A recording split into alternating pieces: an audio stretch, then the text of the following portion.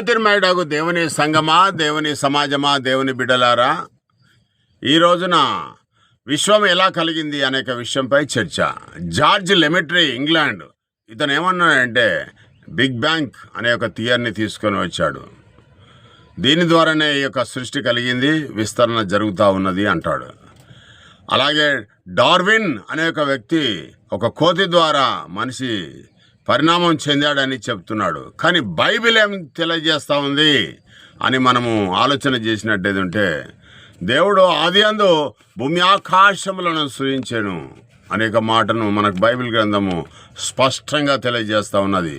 అది మాత్రమే కాకుండా మానవులను మట్టి ముద్దల నుండి ఒక మానవుని తయారు చేశాడు. అతనికి ఆదాము అని పేరు పెట్టి, అతనిలో నుంచి మళ్ళీ ఒక సహాయకారిగా ఒక స్త్రీని నిర్మించాడు.